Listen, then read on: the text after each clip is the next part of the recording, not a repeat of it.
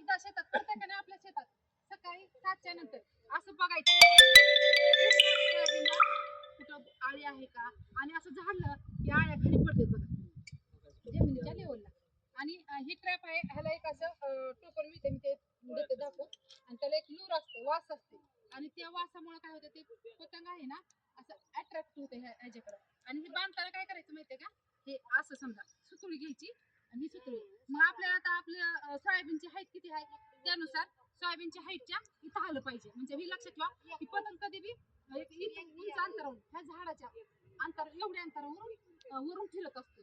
त्यासाठी आपल्याला काय करावं लागेल, इथं जर बांधलं तुम्ही तर ह्याचा काय उपयोग होईल का, नाही होणार. किंवा असं जर बांधलं तर काय उपयोग होईल का, तर तुम्हाला एक इथं अंतर जर आपण धरलं का, तर ह्या साईडला आता हे सोयाबीन सगळ्या सोयाबीनच्या साईडला हे असं बघून घ्या. म्हणजे ह्याच्यात जर आपण हे केलं ना तर ट्रॅप म्हणजे ऑटोमॅटिक आलं. पण ह्याच्यात आता तुम्ही म्हणता की ह्याच्यात असं निकाल कसं जाईल, तर ह्याला एक लूर आहे, ती आता तुम्हाला इथं मिळालेली नाही. ते टोपण असते वरी, ह्या खाचीत उद्या परवा दिवशी मिळेल.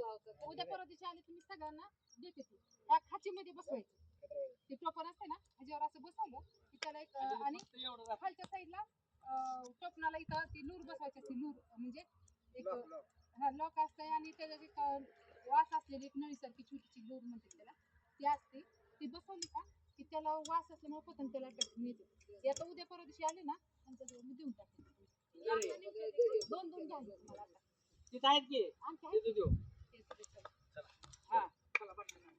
आणि मग अशा वेळेस या पिकाला भेगा पडायला, जमिनीला भेगा पडायला, तर आपण काय केलं पाहिजे, ज्याच्याकडे पाणी उपलब्ध आहे त्याने अल्निनो म्हणजे पावसाचा अभाव राहणार आहे, ह्या वर्षी दुष्काळ पडणार आहे असं सगळं शासनाचं मत आहे.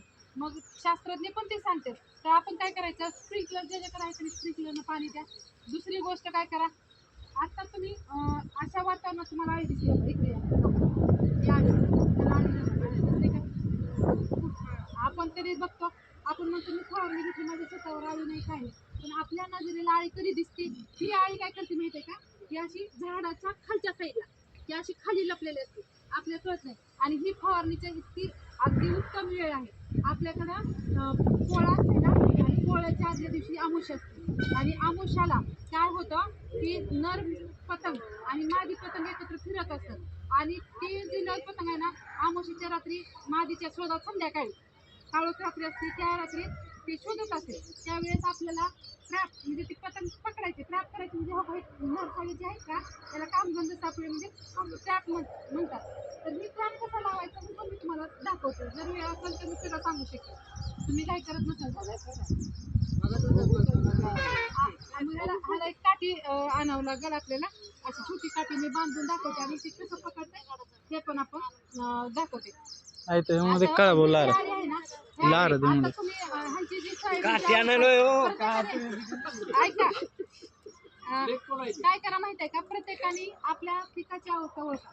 आता ह्यांना आहे ना ह्यांच्यात कुठेतरी कळी लागली आहे, आणि फुलं कळीमध्ये जास्त आहे ह्यांची अवस्था, तर ही इमाम व्यक्ती आणि ती मायक्रोन्यूट्रनची 1 लिटरची बॉटल आहे, 1 नंबर प्लॉटसाठी फवारणी आहे.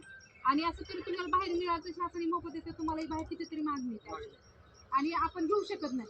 एक काटा आपण करताल तुम्ही बाहेर, तर ही आळीसाठी आणि जी तुमच्या ही शेंगा वगैरे धरणार मायक्रोन्यूट्रन्स म्हणजे खत, ती औषध आहे ती आहे. आणि ती फवारणीची करताना वेळ जी एक लक्षात घ्या, स्वतःचा फवारणं असतं ना तर कधीही सकाळी 7च्या नंतर 10च्या आत फवारा.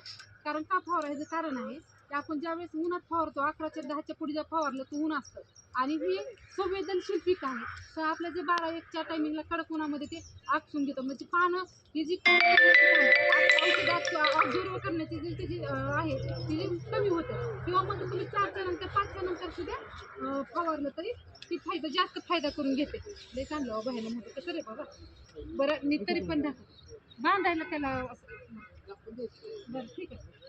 ह्याचा बाहेर फोटो घेऊया असं मी सांगते, जवळून घेतो.